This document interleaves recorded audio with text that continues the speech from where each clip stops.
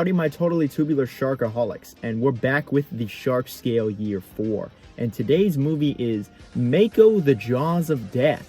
Oh yeah, I had this one requested a number of years ago, but I just have always put it off until now. But here we are with Mako the Jaws of Death. It's a pretty old movie and the quality is gonna be real shit. I'm gonna say that, but either way, let's just get right into it. Holy shit, what the fuck, dude, that's crazy. Mako the Jaws of Death is actually quite the interesting tale. The story stars our hero, who is really an anti-hero. Well, maybe. Anyway, it stars our protagonist named Sonny, who really loves sharks. He was nearly killed in the Philippines working, but was given a shark medallion that basically allows him to swim with sharks and no shark will ever harm him. I guess because of this he devotes his life to sharks, and I guess can communicate with them somehow. He is an outcast to society and lives isolated on a tiny island in Florida with his sharks. And well, the movie is about him going after and killing anyone who harms sharks. The plot of this movie is just like, I'm sorry, what? This guy is a legit shark whisperer and wants to protect all the sharks in the world, and goes after corrupt, evil people who harm them. Despite this movie coming out around 50 or so years ago, this concept for a shark movie is brand new to me, and I've never seen anything like this. There's really never been anything like it since.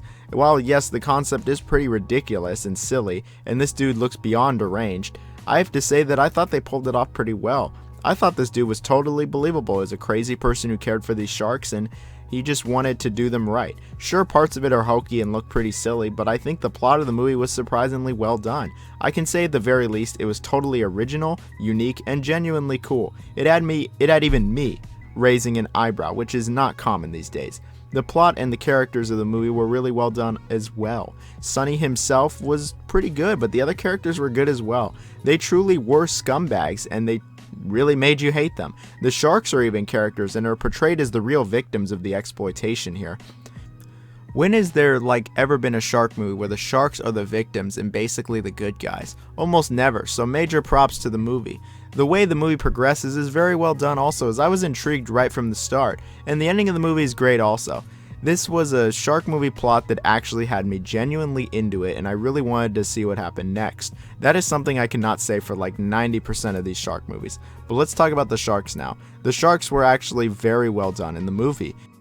Now, I know with the movie being in the 70s, there was obviously only so much they could do with the sharks. So what they really did was just actually filmed real sharks.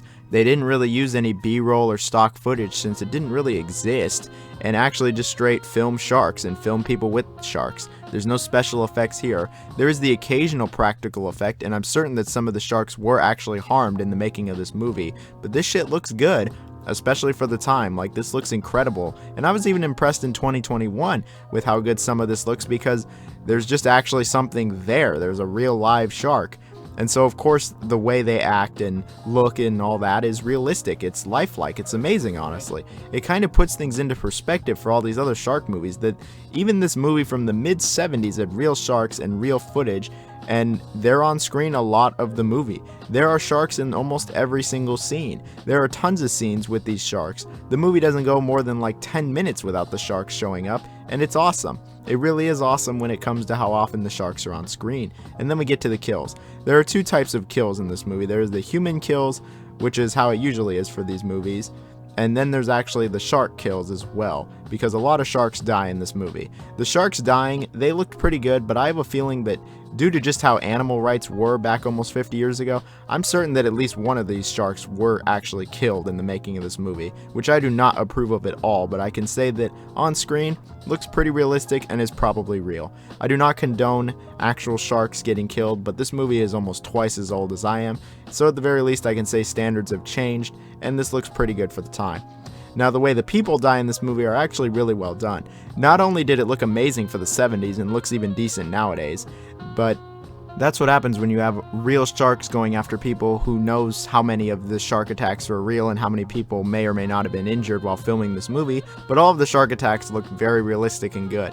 I have to say also that it is pretty awesome that our main protagonist actually throws a couple people to the sharks and then the sharks eat them up. I can't think of many movies where the guy works with the sharks to kill other people.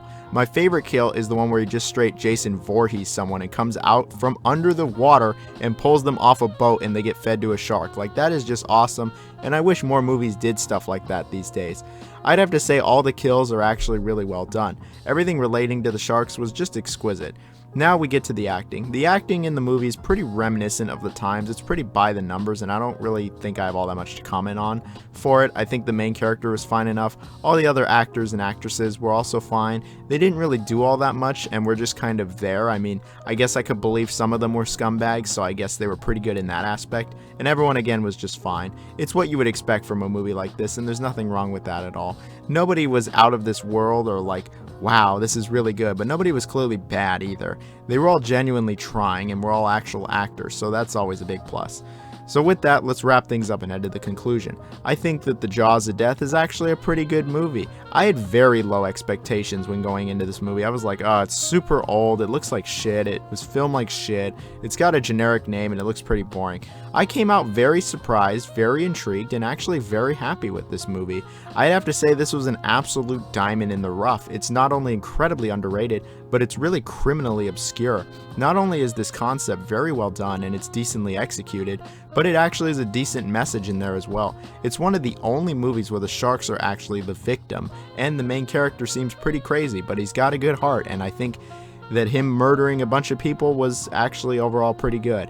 The kills and anything related to the sharks was very well done. I can say the biggest flaws of the movie is that it absolutely is a product of its time, and that's a very, very apparent with some of its themes and some of the way that the movie was filmed, and the general quality of this movie being shit. Like, it just kind of looks like shit when it comes to the quality, if that wasn't clear.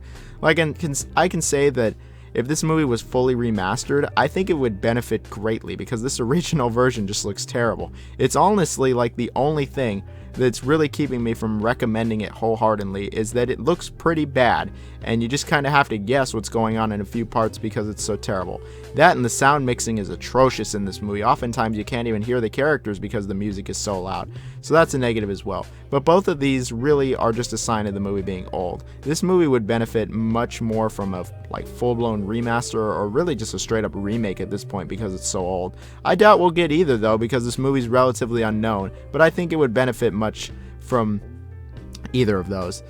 And that's because I think what we have here is very solid. If you liked what I've talked about so far, I really can recommend the movie, but if you're absolutely turned off by the horrible quality and can't stand the fact that it's really old, I don't really blame you, but then I guess I can't recommend it, but thanks for watching the video. When it comes to the rating on the shark scale, I was stuck between a 4 and a 5, but ultimately this movie's going to get a 4 out of 5, and is probably the biggest surprise I've had watching a shark movie in quite some time. I had fun watching this movie with my friends, and they enjoyed it as well. This movie could have been a hell of a lot worse, and I expected it to be a hell of a lot worse in many aspects, and thankfully it wasn't. If you know anybody that has seen this movie, tell me about it, because this shit's an oldie but a goodie. Like, it really is. And it also makes me look at other shark movies that I reviewed less fondly now, just because of how ahead of this time this movie was. Like, it truly was ahead of its time in a number of aspects, I can definitely say that. Anyway, I had fun watching this movie. If you think you'll have fun watching it, you go ahead and watch it too. Either way, have a good day.